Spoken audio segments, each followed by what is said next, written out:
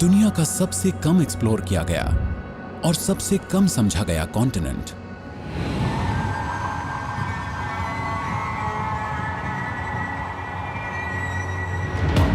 सर्दियों में यहां सूरज कभी निकलता नहीं और गर्मियों में ये कभी ढलता नहीं। ये 1,40,00,000 स्क्वायर किलोमीटर में फैला जमा हुआ रेगिस्तान है और ये दुनिया की सबसे सूखी जगह है। सर्दियों में यहाँ का एवरेज टेम्परेचर -30 से -65 डिग्री सेल्सियस तक चला जाता है। यहाँ शायद ही कोई जिंदा रह सके। यहाँ ना नेटिव लोग हैं, न जमीनी मैमल्स और ना ही कोई पेड़। लेकिन दुनिया की सबसे खराब कंडीशंस के बावजूद इंसान यहाँ अपनी मौजूदगी दर्ज कराने की कोशिश कर रहा है। वाह, ये बर्फीली दरार तो बहुत ही गहरी है। हमें बिल्कुल नहीं पता हम कहाँ जा रहे हैं। सामने बर्फ ही बर्फ है और होराइजन है। अब हम बर्फ से टकराने वाले हैं। झटका लगेगा। दुनिया के टॉप साइंटिस्ट्स बहुत ही मिस्टीरियस जीव हैं। कुदरत ने इन्हें सी आइस में रहने के लिए ही बनाया है। और इन्हें जिंदा रखने वाले लोग ओहो, अब तो हम शेयर जोन में दाखिल होने वाले हैं। इंसानी जिंदगी को खतरा पैदा करने वाले हालात से जूझ रहे हैं। विजिबिलिटी सिर्फ 20 मीटर है यहाँ। यहाँ आज तक का सबसे ठंडा रिकॉर्डेड टेम्परेचर था 0 से 93.2 डिग्री सेल्सियस नीचे। और यहाँ रिकॉर्ड की गई सबसे तेज हवा रही 320 किलोमीटर पर आवर।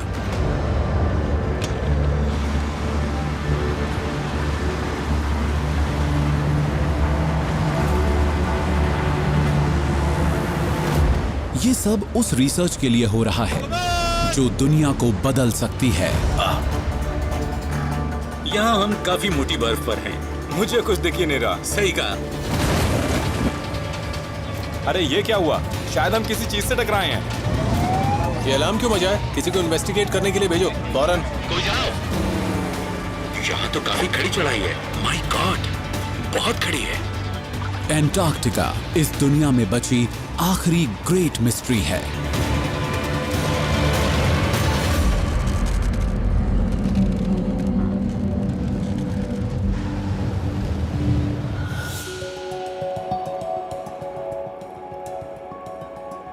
इस दुनिया के सबसे निचले हिस्से में मौजूद इस जमे हुए वेस्टलैंड में सिर्फ जिंदा रहने के लिए भी जबरदस्त कोशिशें करनी पड़ती हैं।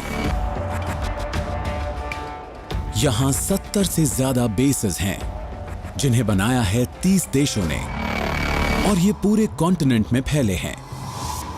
मैकमर्डो साउंड के मुहाने पर रॉस सी रीजन के बीच मौजूद है स्कॉट बेस, न्यूजीलैंड की permanent research outpost. Hey guys, welcome to Scott Base. अंदर आइए और रिलैक्स हो जाइए। यहाँ साइंटिस्ट्स रहते हैं, खाते पीते हैं और कुदरत की मार से खुद को बचाते हैं। ग्रीन बिल्डिंग्स के एक नेटवर्क के जरिए जो वेदरप्रूफ टनल्स की मदद से आपस में जुड़ी हैं और इस सब का कोऑर्डिनेशन होता है स्कॉट बेस लीडरशिप के जरिए। ये स्कॉट बेस का बिजी सीजन है। इसकी शुरुआत होती है अक्टूबर में और ये फरवरी तक चलता है। तो इन 5 महीनों के दौरान हम काफी बिजी रहते हैं। यहाँ साउथ में कुल करीब 330 लोग हैं, यानी काफी भीड़ भाड़ है। 90 वैज्ञानिकों को सपोर्ट करने के लिए यहाँ 200 से ज्यादा लोगों की मदद चाहिए होती है। इसे इसके ऊपर ढक देते हैं। मैं इसे बांधने में मदद करूं क्या? आज Ross Ice Shelf team Scott base के सबसे एम्बिशियस एक्सपेडिशंस में से एक पर रवाना हो रही है। हम पैकिंग कर रहे हैं। हमारी पूरी टीम चलने के लिए तैयार है। 10 साइंटिस्ट्स और 2 सर्वाइवल एक्सपर्ट्स यहाँ से 354 किलोमीटर साउथ में बर्फ के एक तैरते मास पर जा रहे हैं जो कॉन्टिनेंट से जुड़ा है और जहाँ शायद किसी ने कभी कदम नहीं रखा। रॉस आइस शेल्फ ये दुनिया की तैरती सबसे बड़ी बर्फ है। इसका साइज फ्रांस के बराबर है और हमारे पास इसका सिर्फ एक ही मेजरमेंट है जिसे 1970s में लिया था। That's it. यानी कि इसके बारे में ज्यादा नहीं पता है हमें। हमारे पास प्लूटो की ज्यादा अच्छी तस्वीरें हैं बजाय इस आइस शेल्फ के। हम कुछ नहीं जानते हैं इसके बारे में। हमें आए दिन नई जानकारियां मिलती रहती हैं। डॉक्टर क्रिश्चियन ओनाइजर और उनकी टीम ये जानना चाहते हैं कि पास्ट क्लाइमेट चेंजेस को लेकर आइस शेल्फ ने कैसे रिएक्ट किया था, ताकि वो ये जान पाएं कि आने वाले क्लाइमेट चेंजेस से ये बर्फ कितनी तेजी से पिघल सकती है। Ross Ice shelf ice sheet का एक बड़ा सा टुकड़ा है जो खतरे से घिरा है। अगर ये टूटा तो पिघल जाएगा।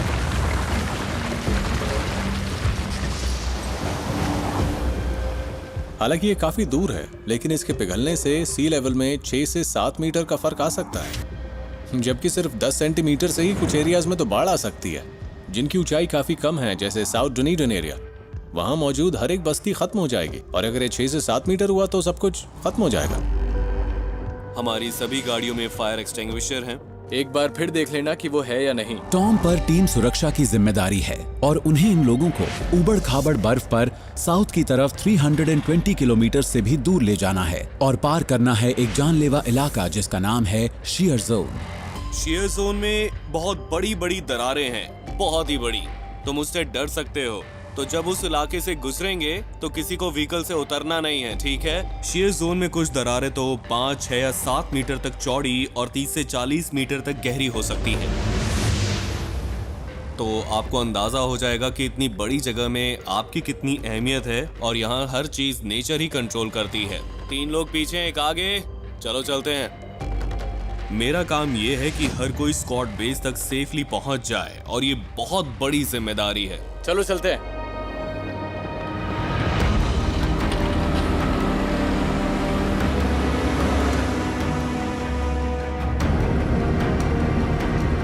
इस सफर में सरवाइव करने के लिए टीम स्पेशलाइज्ड व्हीकल्स पर निर्भर कर रही है, जिनका नाम है हैगलैंड्स।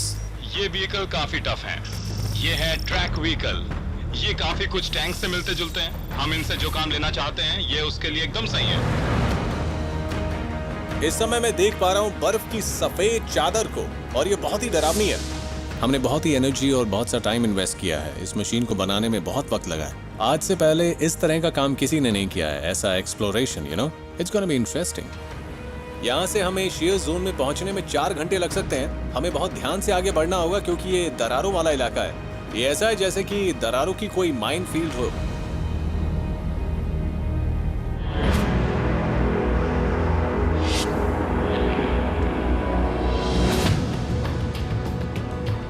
अंटार्कटिका, ये देखो, हम यहाँ पहुँच गए। स्कॉट बेस में एक बार में सिर्फ 85 लोग ही रह सकते हैं, इसलिए हमेशा कोई ना कोई प्रोजेक्ट चलता रहता है।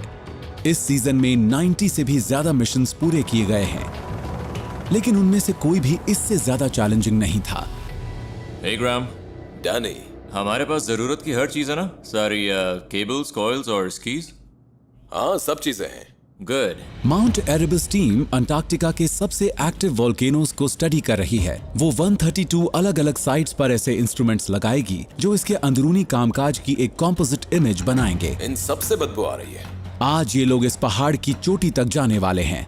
हम करीब 3300 मीटर्स की हाइट तक जाएंगे, तो it could be -20 up there.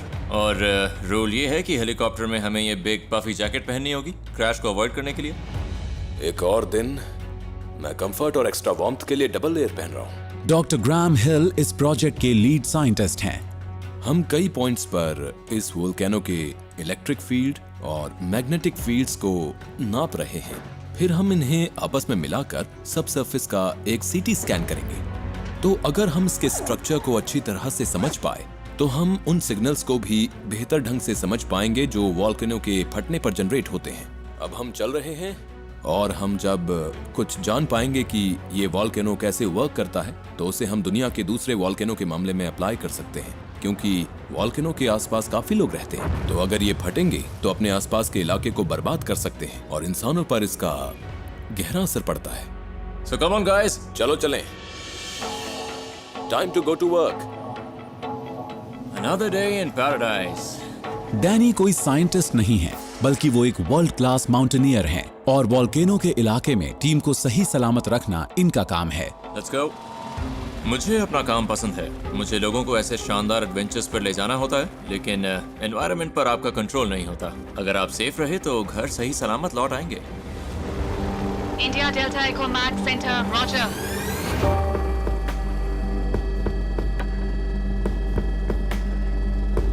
ये हैं हेफ चॉपर उड़ाते हैं।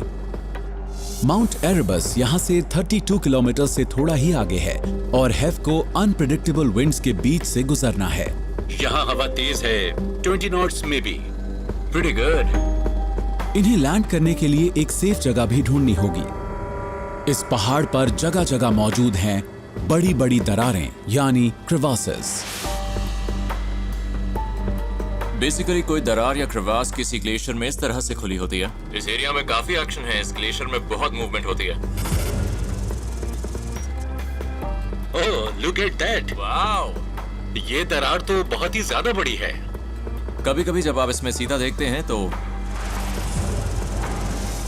आप सोचते हैं कि आप इसमें लैंड नहीं करेंगे क्योंकि ये होल बहुत बड़ा है, लेकिन अक्सर ऐसी कोई क्रिवास होती है जो किसी स्नो ब्रिज के नीचे छुपी होती है।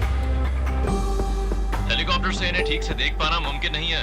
हाँ, सही कह रहे हो। कुछ लोग ऐसा सोच सकते हैं कि हम भला यहाँ अंटार्कटिका में क्या करने आए हैं और दरारों से भरे इरप्ट होते वॉल्केनो के आसपास क्यों फ्लाई कर रहे हैं। आप देख सकते हैं हम इस वक्त एक आइस स्ट्रीम के बीच में हैं। जब हम अपने घर लौटकर लोगों को ये सब बातें बताते हैं तो अक्सर वो पूछते हैं कि आखिर आप ऐसा करते क्यों हैं? लेकिन ये इस काम से जुड़ी कुछ सच्चाइयों में से सिर्फ एक है। Alright, 1 mile, start looking. हमें एक सबसे सेफ दिखने वाली जगह ढूंढनी होगी। वो सामने ही है। बहुत बढ़िया है, लेकिन हम एक्सीलेंट पायलट्स के साथ काम कर रहे हैं, some of the best in the world. हमें इन पायलट्स पर पूरा यकीन है। तो चलो अब हेलीकॉप्टर को लैंड करते हैं। ठीक है, अब मैं लैंड कर रहा हूँ। ग्रेविटी का असर महसूस हो रहा है।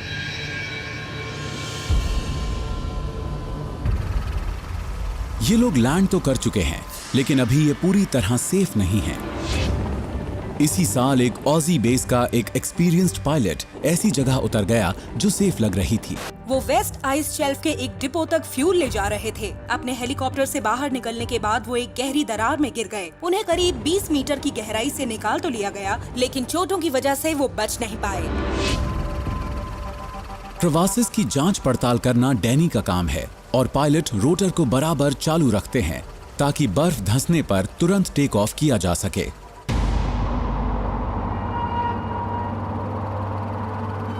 क्या पॉड में प्रोब्स हैं? हाँ, ये आपके पॉड में है। ओके।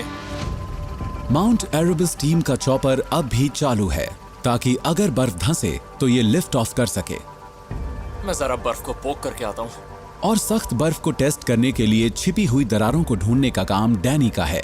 मुझे बिल्कुल शक नहीं है कि हम जिस जगह पर हैं वहाँ बर्फ के नीचे ऐसी क्रिवासेस हैं जो हम देख नहीं सकते। It is a pretty heavy responsibility. मैंने अपने बहुत से क्लोज फ्रेंड्स खोए हैं इन्हीं क्रिवास फॉल्स में, और ऐसी सिचुएशंस में जो हम अभी फेस कर रहे हैं, तो मेरे लिए ये बहुत ही रियल है। ओके। ये अपने वजन को फैलाने के लिए स्कीज पहने हुए हैं, लेकिन फिर भी हर कदम जानलेवा है। ये कोशिश कुछ ऐसी है जैसे 2 स्काईस्क्रेपर्स के बीच केबल पर चलना, पर यहां वॉकर को गहराई भी दिखती है और सामने मौजूद केबल भी। आपको सुनने में शायद अजीब लगे, लेकिन अगर वो अपना एक पैर दूसरे के आगे रखते हैं तो वो सुरक्षित पार पहुंच ही जाएंगे और करीब 400 मीटर की गहराई तक गिरने से बच जाएंगे।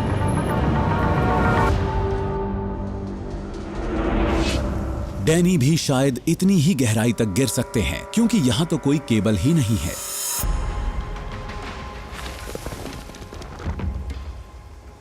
मैं बस बर्फ को पोक करूंगा थोड़ा।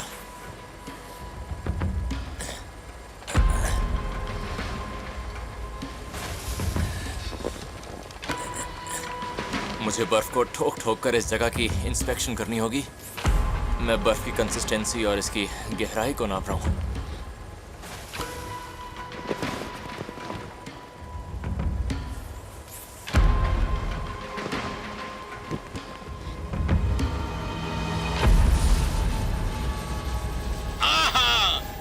बन गई। Open this. हे गाइस, मुझे लगता है हम बाहर निकल सकते हैं। यहाँ पर काफी ज्यादा बर्फ इकट्ठा है और वजन की वजह से ये ठोस भी हो गई है, तो जब तक ये इस हालत में रहेगी हमें कोई दिक्कत नहीं होगी। हमें अपने ऊपर भरोसा रखना होगा। मैंने इस एरिया की जांच कर ली है, ये एरिया सेफ है। अब हम लोग यहाँ निकलकर काम शुरू कर सकते हैं।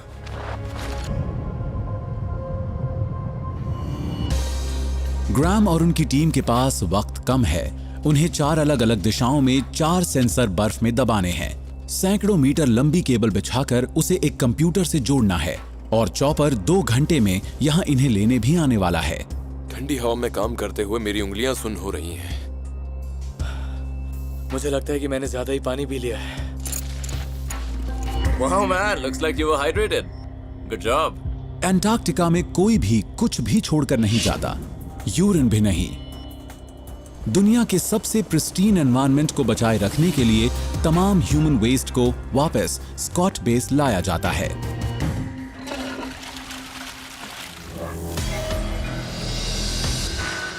और वो सारा वेस्ट यहां पहुंचता है।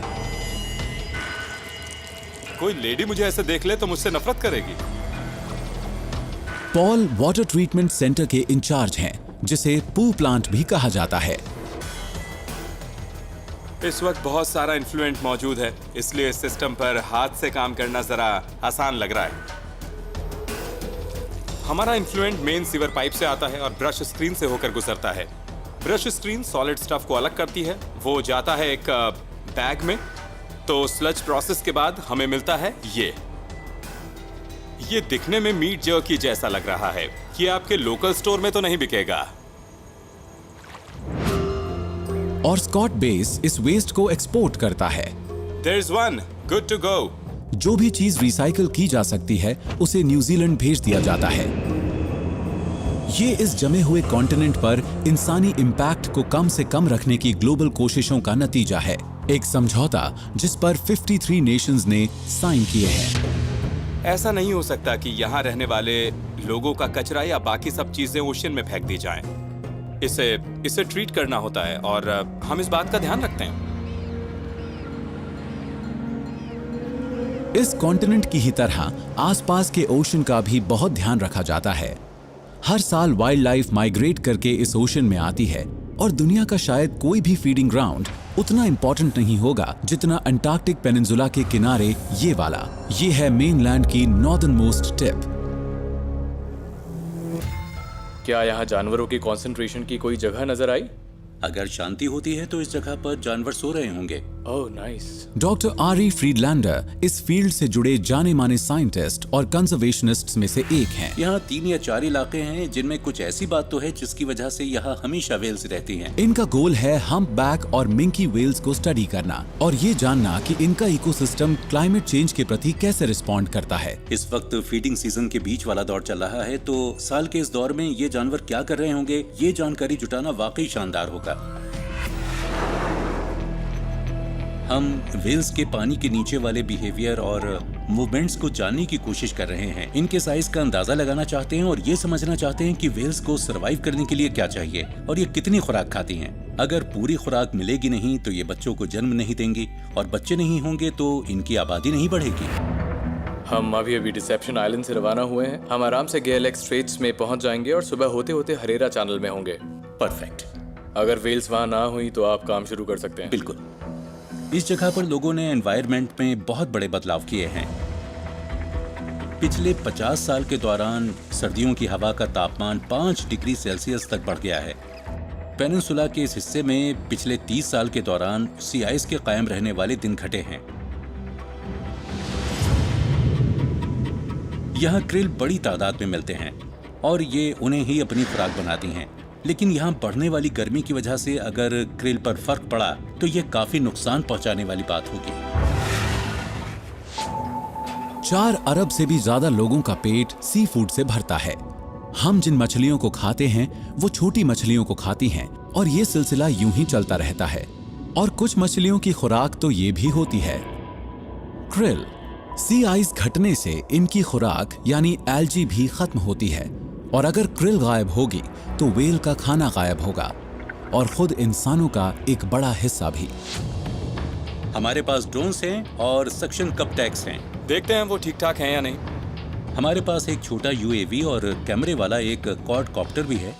हम जब इसे वेल के ऊपर से उड़ाएंगे तो हमें इस जानवर के साइज का एकदम सही अंदाजा हो जाएगा। अब हम मोटर्स को बिना प्रॉप्स के चलाएंगे, पता चल जाएगा सब ठीक है या नहीं। इसके अलावा हम सक्शन कप टैग्स भी लगा रहे हैं। ये टैग्स किसी स्मार्टफोन जैसे होते हैं। ये व्हेल के एंगल को रिकॉर्ड करते हैं कि क्या ये अपनी साइड में रोल कर रही हैं, कहाँ जा रही हैं, गहराई क्या है, रफ्तार कितनी है, और ये इस काम को 1 सेकंड में सैकड़ों बार करते हैं। ये वीडियो भी रिकॉर्ड करते हैं, जो कमाल की बात है, क्योंकि तब हम सेंसर से मिलने वाली जानकारी को व्हेल की नजर आने वाली हरकतों के साथ मैच कर सकते हैं। यहाँ 2 720p कैमरास लगाए जा सकते हैं। इनसे हमें लगातार 9 घंटों का डेटा मिल सकता है। इन सब चीजों से हमें यहाँ मौजूद इन जानवरों की सेहत का एकदम सटीक अंदाजा हो जाता है। टैग्स, डेटा, यूएवी डेटा को मिलाकर हमें बिल्कुल नई इंफॉर्मेशंस मिलेंगी। तो चलिए व्हेल्स को ढूंढते हैं। हाँ, sure.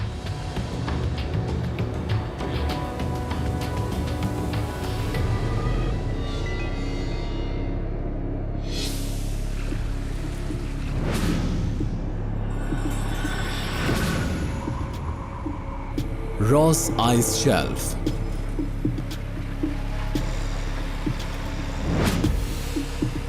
Okay team, shear zone शुरू होने वाला है, तो अब हमारे पीछे पीछे आते रहिए। Okay, thank you. Ross Ice Shelf team करीब 48 किलोमीटर का सफर कर चुकी है और फिलहाल वो सफर के सबसे मुश्किल हिस्से में है। अब बस हम शेयर जोन में एंटर होने वाले हैं। मैं बस ये शो करना चाहता हूँ कि अगर कोई गड़बड़ हुई तो ये लोग खुद को बचाने के काबिल हों। शेयर जोन एक सुरक्षित बर्फीले इलाके जैसा लगता है, लेकिन माउंट एरेबस की तरह ये भी छिपी हुई दरारों से भरा है। ये जगह दिखने में मामूली सी लगती है, पर ऐसा है नहीं। यहाँ पर एक तरफ मकमुडो आइस शेल्फ मौजूद है और दूसरी तरफ रॉस आइस शेल्फ है।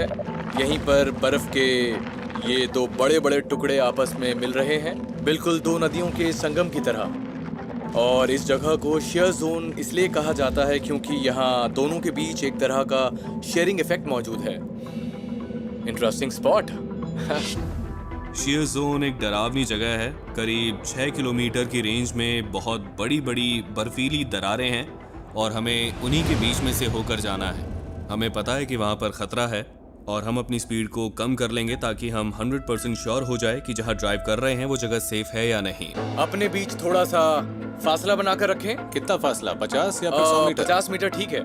हम यहाँ से जरा कम स्पीड पर ड्राइव करेंगे और अगर हम रुकते हैं तो आप भी रुकेंगे।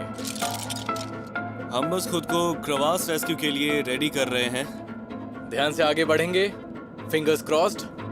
शेयर जोन को पार करने में शायद कुछ घंटे का वक्त लगे, लेकिन टॉम और रॉब इसके लिए कई हफ्तों से तैयारी कर रहे हैं। तो ये हमारे PB100 के लिए रेडार बूम है। हम इसके साथ एक GPR यूनिट यानी ग्राउंड पेनिट्रेटिंग रेडार फिट करेंगे। तब हम किसी दरार के करीब पहुंचते हुए उसे मॉनिटर पर देख पाएंगे और इस तरह से हम ये जान पाएंगे कि आगे कोई दरार या फिर कोई रिस्क है या फिर नहीं। ये state of the art technology है। इस साल के प्रोजेक्ट के अलावा ये फ्यूचर के लिए भी बहुत कमाल की मशीन है। तो बस हमें इसे अब स्टार्ट करना है। बूम करीब 7 मीटर आगे को निकला हुआ है और ये एक स्क्रीन से जुड़ा है जो 16 मीटर की गहराई तक बर्फ के कॉम्पोजिशन को दिखाती है। लाइंस के बेंड्स बर्फ के नीचे मौजूद खाली जगहों को दिखाते हैं। यहाँ मौजूद दरारें इतनी बड़ी हैं कि पूरा व्हीकल या उसके पीछे वाला व्हीकल भी उसमें जा सकता है। तो अगर हम रेडार इमेजरी पर नजर नहीं रखेंगे तो हम उस दरार में गिर सकते हैं। ओके टीम, अब हम धीरे धीरे आगे बढ़ेंगे और हमारी स्पीड होगी 12 kilometre per hour. Roger from H1. Roger on that from H2. हमें यहाँ कुछ काले फ्लैग्स नजर आ रहे हैं। मुझे लगता है कि जल्दी ही हमें कोई ना कोई दरार नजर आ जाएगी। बहुत डरावना माहौल है, ये जो सामने वुडन स्टिक्स लगी हैं, ये बता रही हैं कि यहाँ पर कोई ना कोई दरार है। हम फिलहाल दरारों के बीच में हैं। ये वाली 5 मीटर है और उस तरफ वाली जो है वो है करीब 6 मीटर। इन काले फ्लैग्स को अपने नजदीक देखना वाकई बहुत डरावना है। इस सड़क और इस क्रेवैस एरिया के साथ हर कहीं काले फ्लैग्स नजर आ रहे हैं। काले फ्लैग्स का मतलब है डेथ या वहां नहीं जाना। So it's a bit of nerve ranking. बहुत डरावना, ऐसा लग रहा है जैसे आप एलिगेटर के पिट के ऊपर से गुजर रहे हैं। हमारे हिसाब से यहाँ का सबसे डेंजरस एरिया है हेलो फ्रेंड्स, हम करीब आधा रास्ता पार कर चुके हैं। आप देख सकते हैं कि ये फ्लैग लाइन सीधी नहीं है। इससे आपको अंदाजा हो जाएगा कि ये सड़क कितनी मूव कर रही है। Yeah, roger that. That's crazy. Wow. कितनी सारी दरारें हैं यहाँ। हम नहीं चाहते अपने एक्सपेरिमेंट से पहले हम दुनिया से विदा ले लें। रॉस आइस शेल्फ पर आज तक के सबसे बड़े क्रेवासेस का साइज करीब 106 मीटर चौड़ा और 150 मीटर गहरा देखा गया है। और क्योंकि ये पूरा आइस शेल्फ फ्लोट कर रहा है, इसलिए ये दरारें लगातार मूव करती रहती हैं। कुछ और काले फ्लैग्स नजर आ रहे हैं और ये फ्लैग्स काफी नए लग रहे हैं। सामने कुछ आ रहा है और ये काफी ऊंचा है। बूम की लंबाई करीब 7.5 मीटर है और अगर हमें स्क्रीन पर कोई अजीब सी चीज दिखती है तो रुकने के लिए 3 से 6 सेकेंड ही होंगे। देखिए ये दरार कितनी बड़ी है, इससे प्रॉब्लम हो सकती है। रुक जाओ, रुक जाओ। आगे की सारी गाड़ियां रुक गई हैं, पता नहीं क्यों। हम एक क्रैक के ऊपर रुके हैं।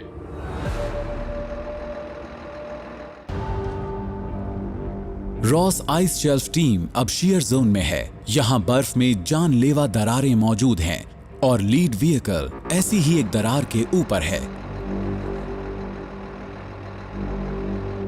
हम ठीक एक दरार के ऊपर हैं और उसकी चौड़ाई 3 से 4 मीटर होगी। ब्रिजेस इन दरारों को छिपा देते हैं और इससे पता नहीं चल पाता कि नीचे आखिर है क्या। तो ड्राइव करते वक्त इसका अंदाजा लगाना बहुत मुश्किल है। रॉब, मैं इस रस्सी को इधर साइड में डाल रहा हूँ, तुम इसे पकड़ लेना। मैं देख रहा हूँ कि हमारे पास जरूरत की सारी चीजें हैं या नहीं। मैं रस्सियों को, बकल्स को और लूप्स को ठीक से फिट कर रहा हूँ। ये दरार तो वाकई बहुत खुली हुई है।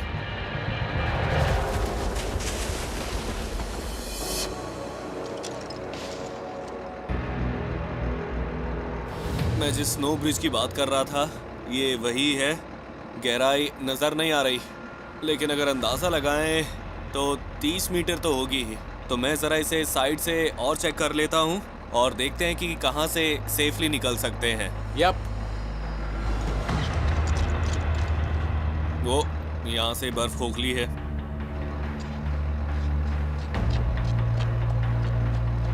Looks good. हाँ, तो ये दरार यहाँ तक है, पर यहाँ इसकी चौड़ाई शायद सिर्फ 15 सेंटीमीटर है, तो आगे ये और कम होती जाएगी।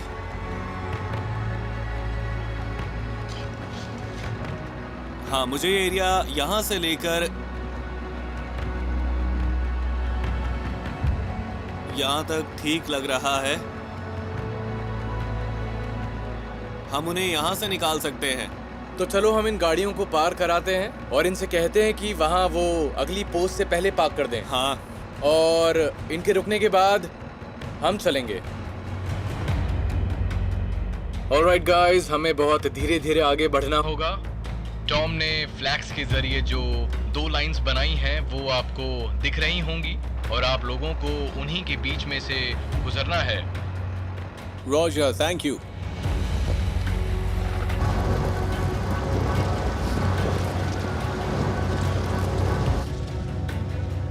ये काम करते वक्त बहुत डर लग रहा है। मैं काफी नर्वस था क्योंकि आपका व्हीकल किसी दरार में गिर सकता है और आपकी जान भी जा सकती है। ऐसा पहले हुआ है अंटार्कटिका में। लेकिन हम अब पीछे नहीं जा सकते क्योंकि हमने इतनी प्लानिंग की है इसके लिए। अब आपको आगे जाना ही होगा और कोई रास्ता नहीं है। टॉम और रॉब इसी काम के लिए आए हैं। व्हीकल को थोड़ा सा राइट की तरफ लेकर जाओ। व्हीकल को थोड़ा सा मेरी तरफ लाइए please. And stop.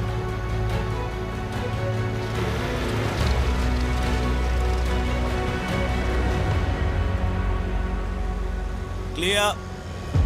Woo! We are alive. Well done. We should be good to go. चलो जल्दी से थोड़ा एरिया कवर करें। टीम सेफली पार हो चुकी है, लेकिन अब स्कॉट बेस कॉम्स को साउथ पोल की तरफ से एक तूफान इस तरफ बढ़ता दिखाई दे रहा है। H4, this is Scott Base. Scott Base, PB01. मौसम का मिजाज खराब हो रहा है। फिलहाल 40 नॉट की रफ्तार से हवाएं चल रही हैं और शायद इनकी स्पीड बढ़कर 55 हो जाएगी। इस वजह से विजिबिलिटी भी घट जाएगी। इस इलाके में बर्फबारी होगी और वो भी काफी ज्यादा। रॉजर, शेयर जोन से निकल गए अच्छी बात है, लेकिन हम जिस तरफ जा रहे हैं वो इलाका साउथ में है और वहीं से तूफान हमारी तरफ आ रहा था। पर हम उम्मीद करते हैं कि तूफान उतना बुरा नहीं होगा जितना हमें बताया गया है और उसके साथ ही अच्छा मौसम मिलेगा। लेकिन तूफानों जैसी इवेंट्स की फोरकास्टिंग के लिए बहुत सालों का एक्सपीरियंस चाहिए होता है। तो देखते हैं कि अंटार्कटिका का ये मौसम हमारे लिए क्या लेकर आया है। रॉब और टॉम ने सही सलामत निकाल दिया। अब हम वीराने में आगे बढ़ रहे हैं। Wow, it's crazy. सामने सिर्फ बर्फ है और होराइजन।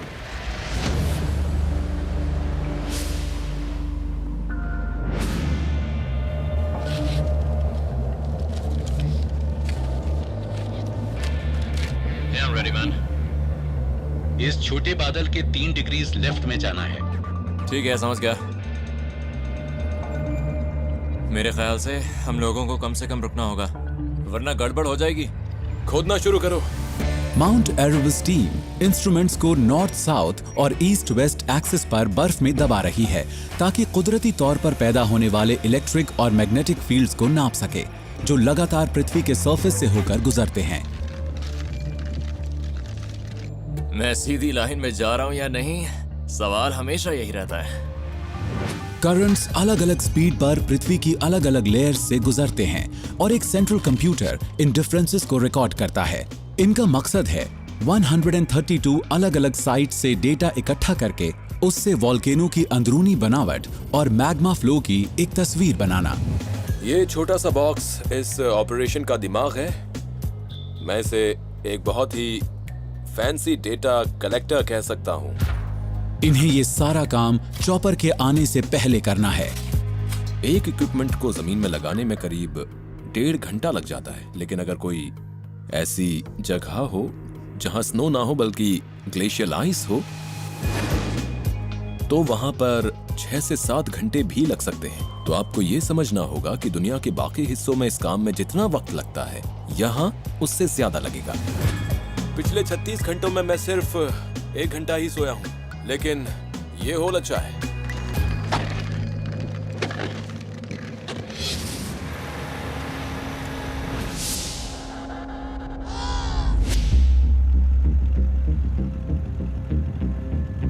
तो निक, तुम इस जगह पर बैठ जाओ, ये जगह बहुत अच्छी है। या हम बाद में देखेंगे कि हमें जानवर की वजह से किस साइड में जाना पड़ेगा। आरी एक छोटी इन्फ्लेटेबल बोट में है और वो करीब 30,000 किलो वजनी हम बैक वेल को ढूंढ रहे हैं। The frequency is 151.333। इन्हें उसके करीब पहुंचकर 7 मीटर लंबे एक मेटल पोल से उस पर एक सक्शन माउंट लगाना है। हम विलेमिना बे में हैं। ये एक ऐसी लोकेशन है जहां हम काफी टाइम से काम कर रहे हैं। यहाँ अब हम किसी हम बैग पर एक video recording multi sensor tag लगाने की कोशिश में हैं। देखते हैं कि ये वेल अब भी यहाँ है या नहीं।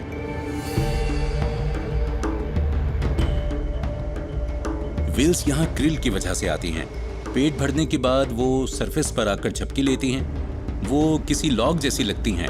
हमारे लिए ये जगह शानदार है क्योंकि यहाँ वेल्स के बर्ताव की वजह से हम उन तक जाकर अपने टैग्स लगा पाते हैं। शायद मुझे सामने कुछ नजर आया है। वहां सामने हमारी दाईं तरफ देखो, बो के नजदीक। अगर ये जानवर थोड़ी देर के लिए यहाँ रुकता है तो चलो इसके नजदीक चलकर देखते हैं। सुबह सुबह आना ठीक रहता है। मैं सुबह 5 से 7 बजे के बीच आऊंगा और टैग को ज्यादा से ज्यादा ऊंचे हिस्से पर लगाने की कोशिश करूंगा। देखो, हम जिस तरफ भी जाएं तुम्हें दूसरी तरफ बैठे रहना है। ये जानवर शायद ज़ोडिएक के बाएं तरफ होगा।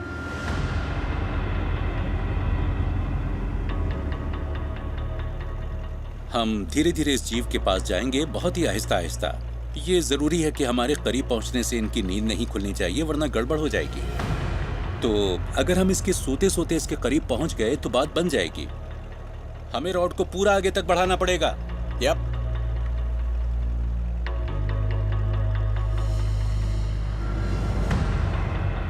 हम जब इन वेल्स के करीब आते हैं तो खतरा काफी बढ़ जाता है। अगर इसकी पूंछ का छोर ज़ोडिएक से टकरा जाए तो बड़ी आसानी से ये पलट जाएगी। पानी में ये काम करने के लिए हमारे पास 5 या 6 मिनट ही होते हैं, क्योंकि उसके बाद हाइपोथर्मिया शुरू हो जाएगा और जान जा सकती है।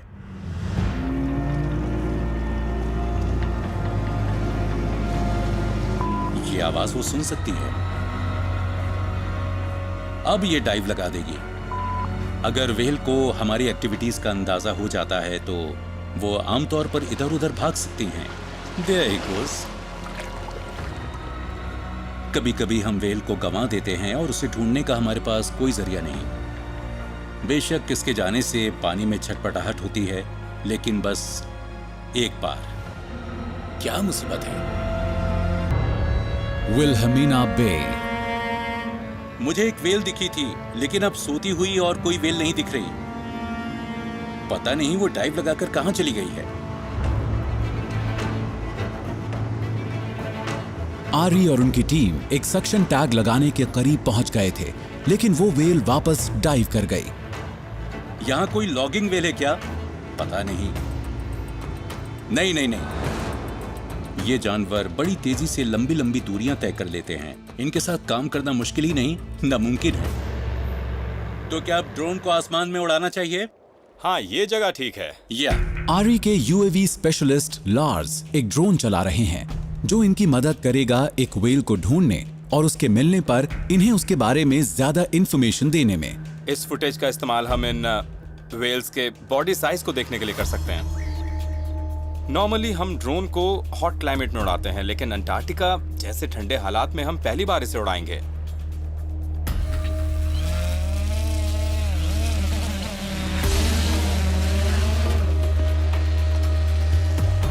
इसकी मोटर ठीक से काम कर रही है ना?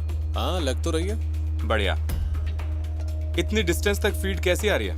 ये अच्छी है।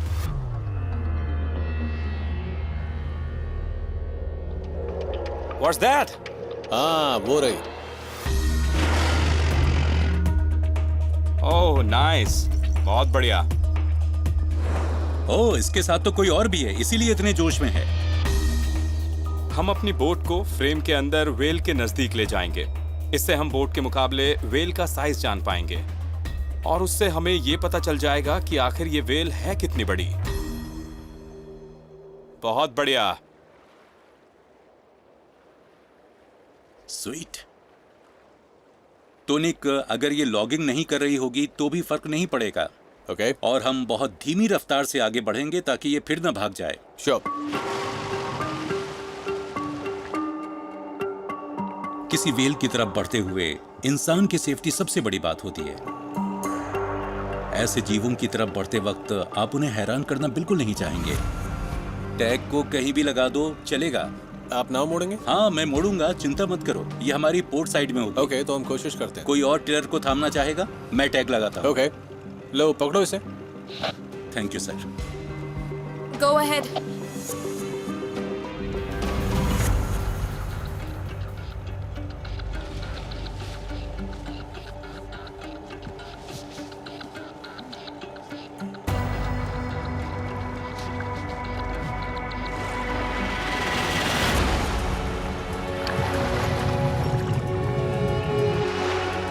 बढ़िया। स्वीट, टैग लग गया। We are happy. लेकिन काम खत्म नहीं हुआ है। सारा डेटा सक्शन कप टैग्स में इकट्ठा होता रहता है और उसे पाने के लिए हमें टैग्स को भी वापस पाना होगा। अरे वाह, sweet, there's the tag. Awesome. मुझे लगता है कि इन जीवों की जिंदगी में ऐसा बहुत कुछ चलता रहता है जो हम नहीं समझते या जिसे समझने की हमारी काबिलियत नहीं है। ओह वाह मैन। इन जानवरों के प्रति जितने क्यूरियस हम हैं, ये भी हमारे प्रति उतने ही क्यूरियस रहते हैं। ये हमारी तरफ कुछ इस अंदाज में देखते हैं जैसे पूछ रहे हो कि तुम यहाँ क्या कर रहे हो, और हमारा भी सवाल यही रहता है। लार्स, कोई गलती हो तो ठीक कर देना। इस इक्विपमेंट के लिए इस जगह में इसकी पहली फ्लाइट है ना? Yes, that's correct. और इस बात के लिए मैं लार्स से जश्न मनाने के लिए कह सकता हूँ। हाँ, क्यों नहीं।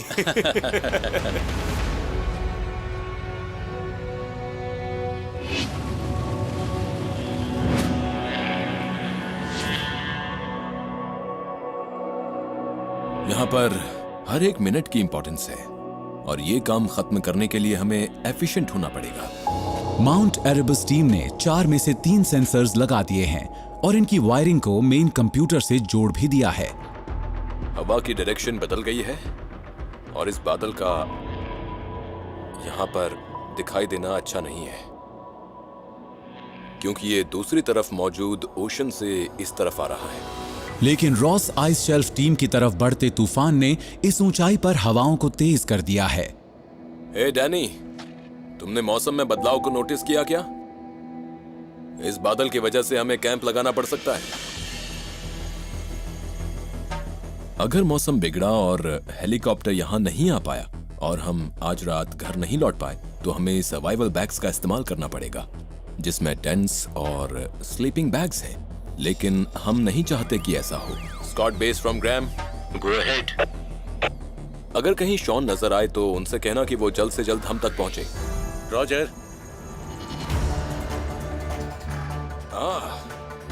क्या हाल चाल है मियाल? तुम्हें अपना काम खत्म करने में भी और कितने मिनट लगेंगे ग्राहम? मुझे लगता है 6 या 7 मिनट में काम हो जाएगा।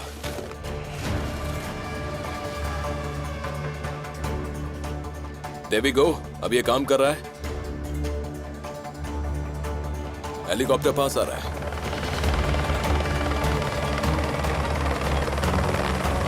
तो अब हम चलें? हाँ चलिए। ओह या।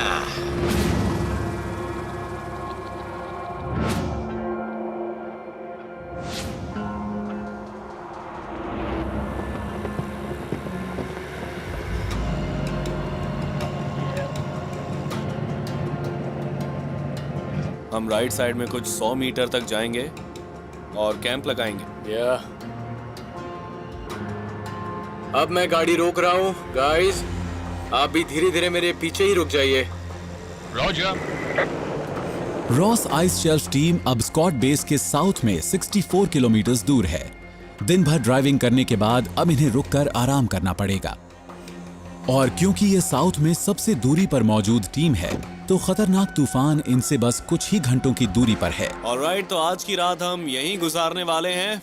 तो उसके लिए क्या करना है? We have to establish a camp. तो मान लीजिए कि हमारा एरिया है और हवा इस तरफ से आ रही है, तो ध्यान रखिएगा कि हमें कैंप्स इस तरह से लगाने होंगे। ऐसे ही ठीक रहेगा। Alright, okay. हम जल्द से जल्द टेंट्स को नीचे उतार के उन्हें सेटअप करना चाहते हैं, अंदर जाना चाहते हैं क्योंकि बहुत ठंड है बाहर। यहाँ स्कॉट बेस से ज्यादा ठंड महसूस हो रही है। अगर उसे इससे कंपेयर करें तो वो ट्रॉपिकल फील होगा।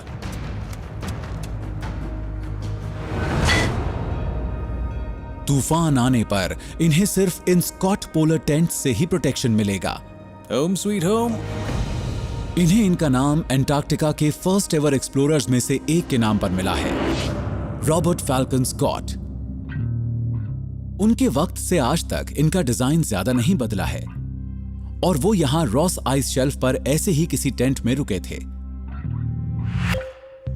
उनका फाइनल मैसेज था, अगर हम जिंदा बच जाते तो मैं अपने साथियों की हिम्मत और साहस के किस्से सुना पाता और इन किस्सों से शायद हर किसी का दिल भर आता। ये मैसेज स्कॉट और उनके साथियों के बर्फ में जमकर मरने के बाद मिला था।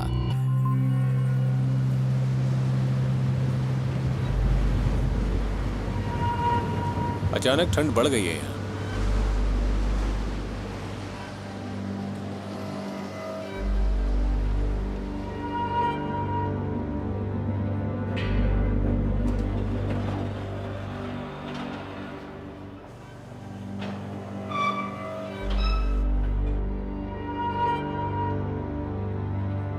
माउंट एरेबस की चोटी पर एक ऊंचा विंड स्पीड हैट है, जैसे कोई न्यूक्लियर बॉम्ब की तरह हो। हाँ, आज का दिन उन दिनों में से है जब खराब मौसम अचानक कहीं से आ टपकता है और आधे घंटे में ही अंधेरा सा छा जाता है और तब घर लौट आना पड़ता है। मुझे लगता है कि हम जब हेलीकॉप्टर में थे तब के मुकाबले अब मौसम कहीं ज्यादा खराब है। ये है दूसरा टेक्निकल बैग। हमारी पहली प्रायोरिटी होती है कि हर कोई सही सलामत अपने घर पहुंच जाए। अगर हेलीकॉप्टर नहीं आया तो हमें यकीनन अपने सर्वाइवल बैग्स को इस्तेमाल करना पड़ेगा।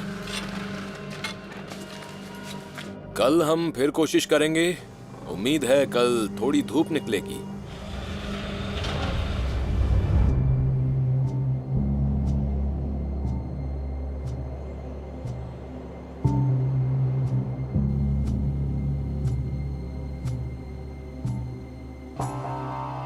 मौसम बदलता लग रहा है। ऐसा रोसी में एक लो प्रेशर एरिया के शुरू हो जाने के कारण हो रहा है। ये साउथ पोल से ठंडी हवा को अपनी तरफ खींच रहा है। कम ऊंचाई वाले बादल ओपन पोजीशन में आ रहे हैं, जिससे हवा में कहीं ज्यादा एनर्जी आ गई है। रोज आइस शेल्फ पर ये हमारे लिए बेस्ट प्रोटेक्शन है और ये लोग सीधे इसी की तरफ बढ़ रहे हैं।